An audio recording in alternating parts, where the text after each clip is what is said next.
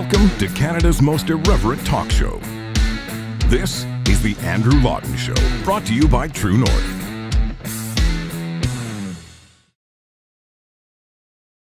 Hello and welcome to you all. This is another edition of Canada's most irreverent talk show. It is Tuesday, February 28th, 2023. Fantastic to have you aboard the show.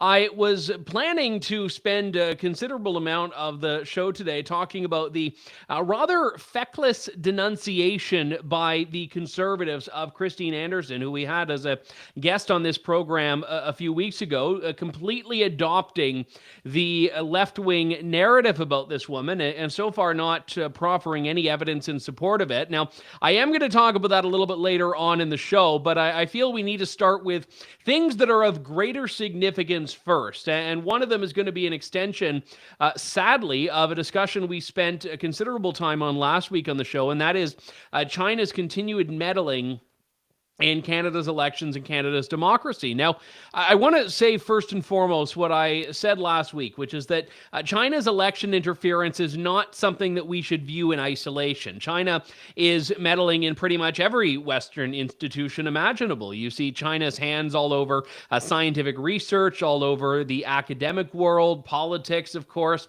and certainly the media. So the fact that China is also trying to interfere in and sway the results of elections should not surprise us. But we have obviously a sentimentalism that exists around democracy because elections are very important. Democracy is important. There should be sentimentalism there, which means that we should also be mightily offended when we find out in tangible, concrete ways, not only that China is trying to meddle in our elections, but they've done so in rather sophisticated ways. And the intelligence eyes in Canada told the government about this, who basically just looked at it and said, yeah, okay, whatever.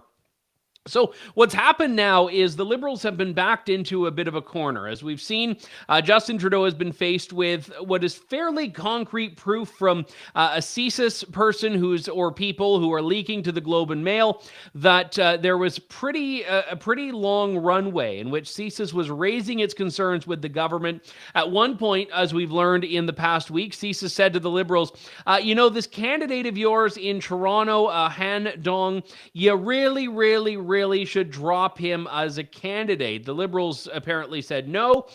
He was a candidate. He won a seat. He's now a member of Parliament and has been oddly non-specific when it comes to the questions that he's been asked about whether he was the beneficiary of significant support from China's consulate in Toronto. In fact, he issued a statement in which he said, no, this is all false, nothing to see there, and managed to not even use the word China in his statement. He didn't say, I take China's interference seriously. He didn't mention them at all, but claimed that he had nothing to do with whatever it is he's being accused of.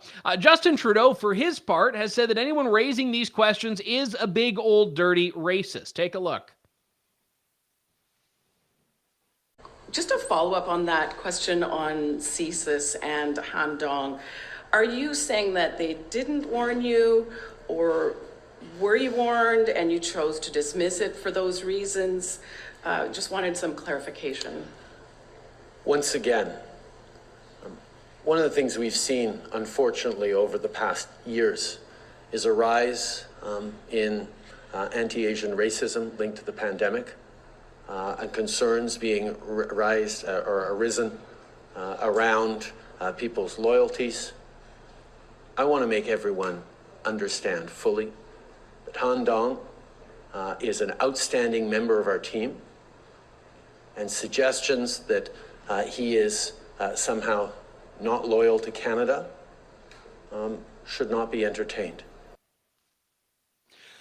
So the insinuation is that Mr. Dong, like several other members of Parliament or candidates, was the recipient of support from the Chinese regime, either directly or indirectly through the consulate, through other people.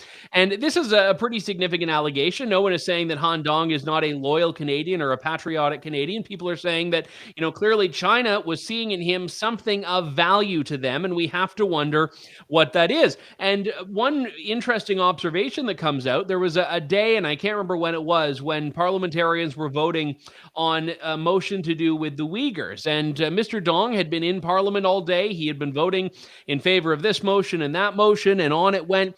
And when it came time for the motion on Uyghurs, he conveniently wasn't in the chamber. He had actually left for what ended up becoming a unanimous motion. Now, you might ask, why would someone, maybe he had to go to the bathroom, maybe he had to take a call, who knows what happened? Maybe he got his wires crossed and there was a scheduling error, but why would a guy who had been in the House of Commons conspicuously be absent when it came time to vote on something when the vote did not go the way that the Chinese wanted? So this is a legitimate question that we should be able to ask. But to Justin Trudeau, if you want to have this discussion, you are a racist. And it's almost as though this is a strategy by the Chinese regime to neutralize itself from criticism, which is very much important and very substantive criticism. Let's talk about this in further detail with Patricia Adams, who is the executive director of Probe International. She's done a tremendous work on China, has written about it in recent weeks as well. Patricia, good to talk to you again. Thanks for coming on today. Thank you, Andrew. So let's start off with just the variety of ways in which China does try to exact its control in the West, because I think a lot of the times people have this very Cold War Soviet-U.S. vision of what a spy is, and they imagine, the undercover person that, integrates themselves in the community. But espionage and influence are related terms. They're not exactly symmetrical, and we see in China's case the number of institutions that they tend to penetrate through academia, business, politics. It's quite vast. It sure is, and it starts at the international level, and it goes right down to the municipal levels of various countries, and they are essentially following a strategy of destabilization so that they can wield influence in countries like Canada. So they want to get people in Parliament and in legislatures and in city councils who will make decisions that are favorable to them. It's a very clever strategy, I think. Rather than firing a bullet, you insinuate yourself into a country and you get friendly, especially friendly elected representatives who will come up with policies that are very friendly to you. So, for example, in Canada, they wanted Huawei to have the 5G network. They want to invest in critical minerals. They would like to have various contracts, for example, with the federal government so that they can monitor activity. And they've done very well in Canada, surprisingly well, getting contracts with the RCMP. For example, a year or two ago, they were running the visa office in Beijing. So anyone applying for visas coming from China would be well known to the Beijing police, who were the owners of the company that were providing the visas. So they have a lot of different ways that they will try to insinuate themselves. And as you say, universities is a very powerful way too, because that's how they can steal technology. When we're talking about some of the allegations that are at the core of these Globe and Mail and other media reports to do with election interference, and I want to be clear here, we haven't seen the reports. We're getting this all through, through sources that are talking to the Globe and Mail and Global News, and then those reporters are conveying them. So even though it paints a very clear portrait, there are still some aspects of this that are unanswered. But do we think it's that China is looking at various candidates and parties and saying, we think this person is probably going to align with what we care about as a country, as a regime, when these issues pop up? Or do you think it's a lot more deliberate than that, where they're going to these people early on in their careers and saying, hey, we can help you along, but we need something in return? Or is it a bit of both? Oh, I imagine it's a bit of both. For sure, there's a lot of communication between people in the consulate, and I'm sure in the embassy, but between them and various people in Canada, whether it's universities. They have all sorts of friendship committees. They have trips of people going to China. Absolutely, they're looking for contracts. They're looking for ins. They're looking for all kinds of influence. And they are apparently succeeding. I mean, I think that the documents that have been leaked are powerful. And we really should salute whoever is getting this information into the hands of Global News and also the Globe and Mail, because this is extremely important information. If we don't have control over our elections, we don't have control over our country. And it's clear that something's going on, something very, very serious is going on. Part of the problem is that we don't have the tools to find out. The committees in Parliament have done a good job trying to get information. The problem is that they cannot get it because the NDP are teaming up with the Liberals to stop the disclosure of information through investigations at these various committees. And then, of course, the government comes back and says, well, we've got lots of experts and they're reviewing the situation, and we can assure you that the election's held. Well, they can't assure us. They can't. It's clear that they did not. It looks like anywhere from 9 to 13 and maybe more Conservative seats were lost to the Liberals. That would change a lot in the House of Commons and in the committees if those seats had not gone to the Liberals and instead had gone to one of the other parties, but especially to the Conservatives. It would have changed the dynamics considerably.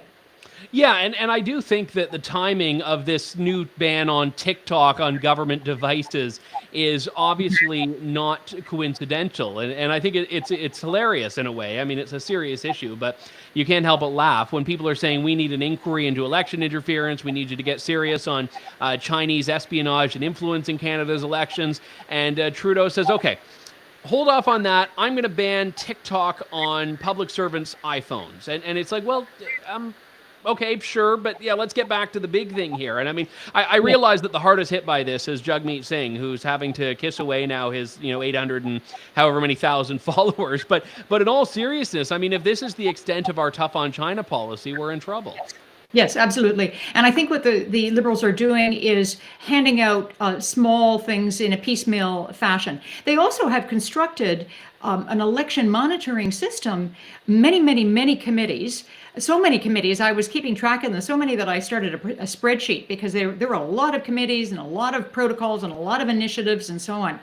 And it creates the aura that they are doing something. But in fact, most of these institutions lead back to the Prime Minister and to the government that when there's a report about something going wrong, who gets that information? It's the government.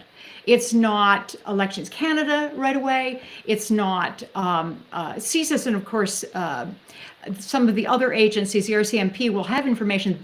They are lacking in tools, essentially, to prosecute and to actually stop this from happening. So, for example, CSIS, they can investigate, but they can't prosecute. They have to report to the government. That's as far as they can go. So that's why when you get reports from them, they tend to be public reports. They tend to be quite vague.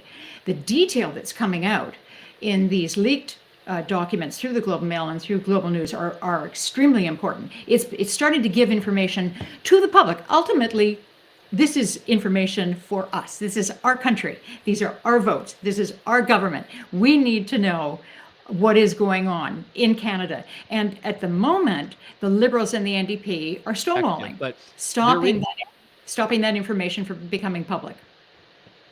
Have you back on now, but what I was saying is that I loathe Trump comparisons because I find them overused and rarely effective. But, I remember the hand-wringing and pearl-clutching when Donald Trump was criticizing the intelligence community. And now we've got Justin Trudeau effectively doing the same thing. He's calling the people at CSIS racist indirectly, and I'd say veering on directly. And he's also essentially saying that they lied because his whole line up to this point has been, yeah, I wasn't briefed, I wasn't told. And it's as though all of this stuff he's learning about for the first time. So he's actually boxed himself into a corner here where he can't say what I think would have been his best defense, which was, yeah, they gave us the intelligence, but it wasn't compelling, and we moved on. Because he basically said, no, we never saw it. And now he's forced to just say, yeah, now you guys are all racist. Like, there's nothing there to his response. Yeah, and the two documents that were released initially to Global News and then were made public at the PROC, or the committee that's dealing with this in the House of Commons. They're publicly available. We posted them on our website. You can look at them. They're heavily redacted, but there's still a lot of good information in there to look at. So it's very clear that the government knew about this. I mean, this is obviously a major issue. It's been a major issue going back to 2010. I am sure that on the first or second day of being in office that the Prime Minister was briefed on this. He would have had a national security briefing, and this had to be on there. It is a major issue. It has been for over a decade. There's no way that he could claim not to know all of this information. And I think the documents that are coming out show that he did know. He was informed. His office knew.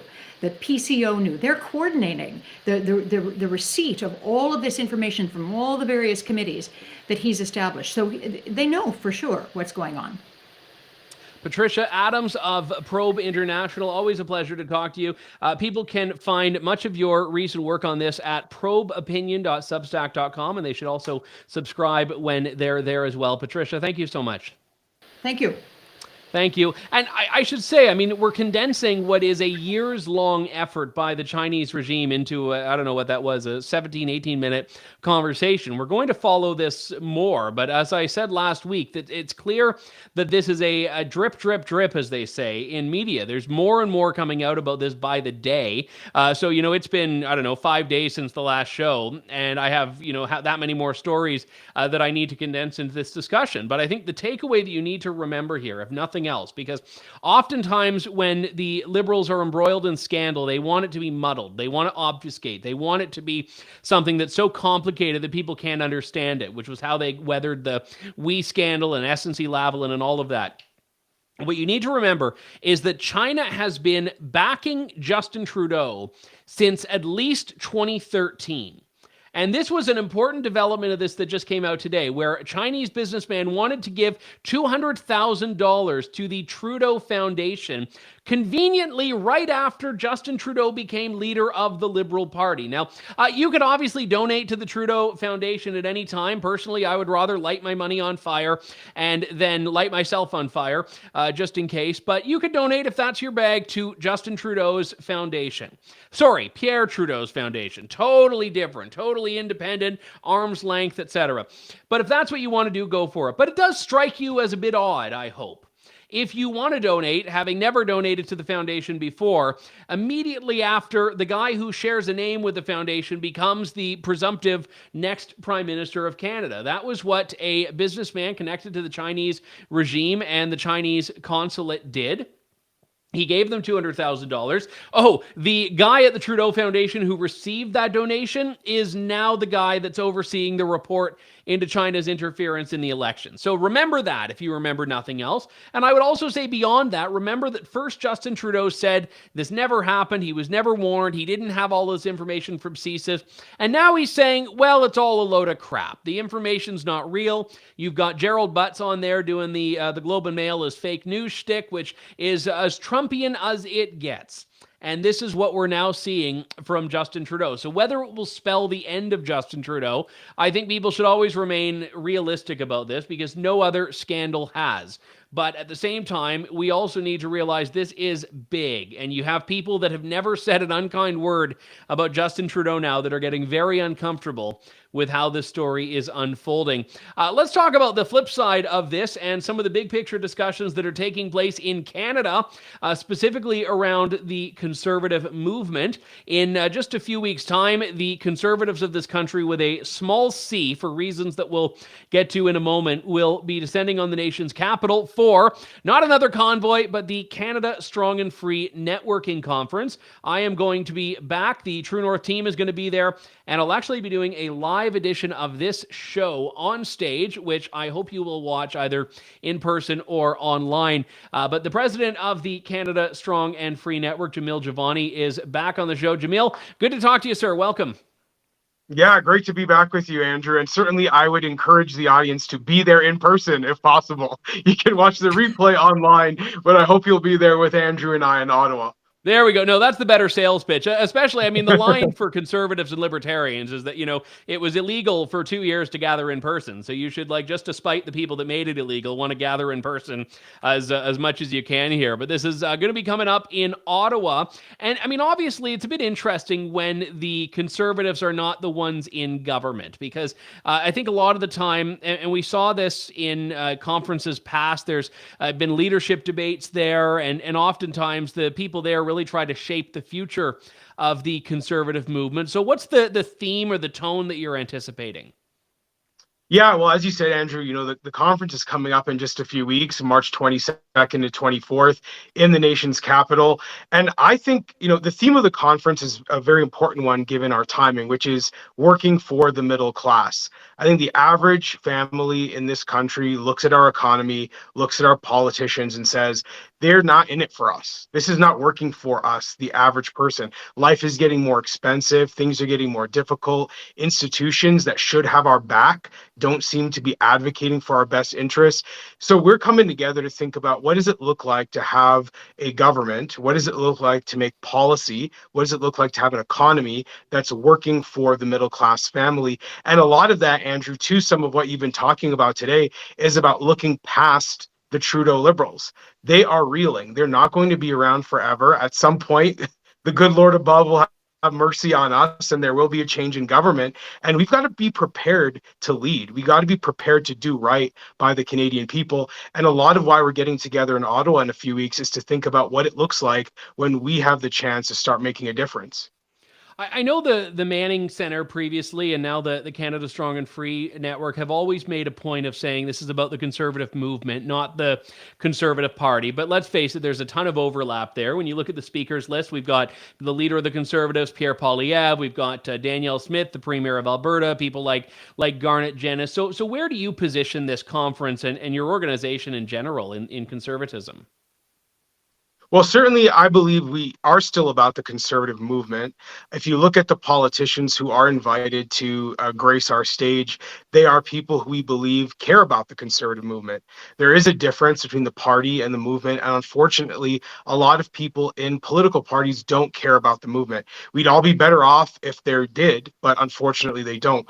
So when we look at, Pierre Poilievre, Danielle Smith, Stephen Harper, Garnet Jenis, some of these folks, these are people I believe want to serve the movement in the role of politics. But there are politicians who have not been invited to our stage, Andrew, and for good reason, because they have a track record of not showing concern for the grassroots conservatives, like the folks listening to us now, who make the party possible. And that's one thing I always like to remind people. The political parties depend on volunteers. They depend on small dollar donors, the people who make up the movement. And we need to make sure that the party is accountable to the movement. That's one of the reasons why we build relationships with politicians, but ultimately we are independent for good reason. Well, and there's also always been a focus on the pragmatic. And I know historically best practices, which is more training oriented, has been a separate event. But I think a lot of the times it's easy and I think important to sit around and talk about the big ideas. But if you don't have people that are interested or capable of putting those ideas into fruition, you're not really anything more than a talk shop. Exactly. And that's one thing I absolutely love about Preston Manning's legacy. He was one of the co-founders of our organization 15 years ago, and he continues to be an advisor to me, a mentor to me. And a lot of what he encourages us to think about is, how do we solve problems? How do we make sure we're not just talking, but we're laying out a foundation for how we can create change? And that is the spirit of our conference. We do networking because we believe relationships and community are important, but we also need to learn from each other. And that's going to be how we solve problems. And as I said, start to prepare for a post-Trudeau world, because this guy's not going to be prime minister forever. And we've got to know what we're going to do to make the country better when he's no longer leading us. That actually could have been a good conference title, Preparing for the Post-Trudeau World. But it's funny, though, because I remember the conference in, I think it was 2016, and there was a little bit of wound licking going on. People that saw, the Conservatives had just been trounced by Justin Trudeau, a Liberal majority. The party didn't have a leader yet to replace Trudeau. In 2017, the leadership race was ongoing, and I remember Rona Ambrose was very popular. There was the big leadership debate that had like 97 candidates, and they couldn't fit them all on stage at once. But I think that there's a little bit more optimism now than there has been even as recently as a couple of years ago about where things are, which is quite helpful. I agree. And in my view, a lot of the optimism, Andrew, comes from the fact that we're becoming more confident and apologetic about why conservatism is good for Canadians. There was this time over a few years between, I would say, when Harper lost the election to Trudeau in 2015 and up until last year, where it felt like we were constantly operating on the defense, constantly apologizing for who we are and what we believe in. But now we're starting to be emboldened by the reality that liberal ideology is actually failing the average Canadian. And that is why the conservative movement has to step up. We've got to be active, we've got to be confident, and we've got to show people we can make things better. Our ideas work. We are not going to play defense. We're not going to be pushed around and bullied by the left. We have a real alternative to put forward. So just to talk about one of the challenges in conservatism here, and I know this is about a week old now, but I think it's relevant in that you've been doing a tremendous job, by the way, as president of this organization for about a year now, and you had a very, I think, incisive and thoughtful discussion on critical race theory, in which you had Black people speaking about this from their own perspectives, and as analysts and as people with lived experience, to use the word that is so en vogue right now. And then James Moore, I would presume non-Black identifying man, former Conservative cabinet minister, tweets out, "This is what the Manning Center has devolved into. Such a shame." And I know you addressed this very eloquently in that discussion, but explain to me why you have people in the conservative movement and the conservative orbit in this country that think there's something wrong with talking about issues that matter to people. Yeah, it's weird because, someone like James Moore, who really should know better, he's a cabinet minister in the Harper administration. You would think he'd be happy to see Black people getting involved in conservative politics. I mean, that is what people like James Moore often say. They want more diversity, but then they get upset when diversity isn't what they expect it to look like. And I think Dr. Leslyn Lewis has faced a lot of that same blowback as well. I guess, Andrew, there's sort of a charitable interpretation of someone like James Moore's criticisms, and then there's maybe a less charitable. On the charitable side, I'd say maybe he just doesn't know better.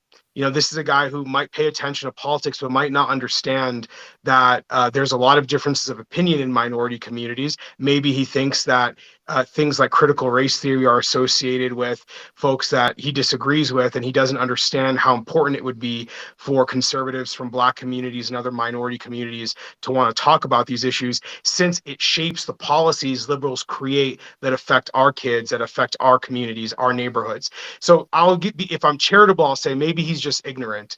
But I think the more likely interpretation of it is that there is a conservative elite that wants us to play nice and play polite, that anything that might not get them invited to fancy cocktail parties or dinners on Bay Street all of a sudden becomes taboo topics we shouldn't care about. But that's exactly why the theme of our conference in March is working for the middle class, because I don't care ultimately for James Moore's approval. And I would hope the conservative movement doesn't either. We shouldn't be trying to please James Moore, people at fancy law firms, people on Bay Street, people who are advocating like James Moore does for more business between Canada and China, by the way. We should be, in my view, prioritizing the needs of the average mom and dad, the average worker, the average student in this country. And if that means that we have to champion issues that people like James Moore get offended by, then he's welcome to get offended. I could care less. I remember when the Conservatives were in government, the Manning conferences at the time were, basically the rundown, and I'm not at all besmirching it, but the rundown was oftentimes, this Conservative cabinet minister will speak, and then this Conservative cabinet minister will speak, and then this Conservative, and again, you want to hear from them. It's good. Ministers are big celebrities, but what you're saying indirectly, I think, is actually quite important here, which is that they should be listening. The politicians and future and current for the Conservative Party should be the ones in the audience largely listening to what other people in the movement are saying if they want to be connected and relevant to the grassroots. You're exactly right. And that's part of how we've organized this event. When Premier Danielle Smith is on stage, she'll be on stage with a business leader, Jocelyn Bamford. when the Honorable Pierre Poilievre is on stage, he'll be introduced by a business leader, Veso Sobat. When we welcome MPs on, they will often be speaking with other people as equals, because we do not put politicians above the movement. And that is a really important principle that we live by. And as I mentioned before, you will notice that there are some politicians who are not on our stage, and we're very careful about who we invite, because we believe it's important to invite people to speak to our audience who respect our audience and respect the conservative movement. At minimum, I think conservatives deserve that. So no one who thinks the audience are a bunch of yahoos, for example? Well, there are some politicians who I would say use words like that. And, it can be a little bit discouraging and a little bit sad to see. But my hope is that, as we strengthen the movement and we build the movement, we'll show politicians that, they really have to spend the time to understand us if they want to be elected, if they want to be able to do their job well, if they want to go around claiming to be a conservative, then they absolutely need to speak to conservatives and not take us for granted. Yeah, and I think we could do a whole hour, probably a whole week of shows on conservatism in general in this country. But I've always believed that capital C conservatives should never be allowed to define small c conservatism. They should be a reflection of small c conservatism. And I think the more you have the grassroots setting the tone, the better off for the movement, the party, and the country. I absolutely agree. And you know what? Even politicians recognize that. And I know those who are listening to us, who are watching us, Andrew, will know you probably get emails asking to donate your hard-earned money. You probably get notices asking for you to volunteer for campaigns. Politicians need you when they need to get reelected, and they should also care what you think in between those elections as well. It's basic respect. I mean, these relationships should not be a one-way street where people come knocking on your door for money and time and volunteering when they need a favor from you, but then not care what the conservative movement thinks when the time comes to make policy and make decisions that affect us and our kids. Well said. Well, we are certainly looking forward to it. Let's tell the people, how can they register?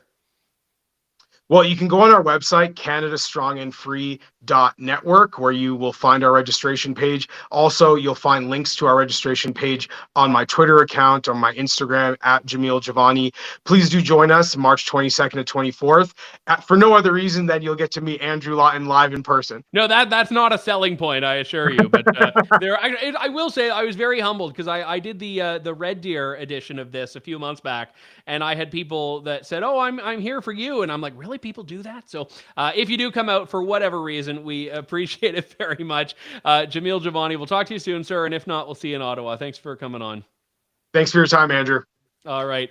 I love Jamil. He's great. And he's done such great work with that organization. They're putting together all of this regular programming that I don't always make it to all of them live, but the critical race theory one is definitely one that rattled some cages. And I think you could probably put on a bumper sticker, "I'm not doing this for James Moore's approval," which might be an oddly specific bumper sticker, but you never know.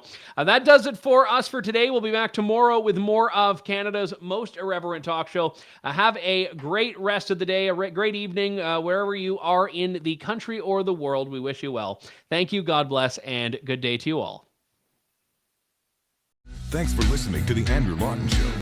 Support the program by donating to True North at www.tnc.news.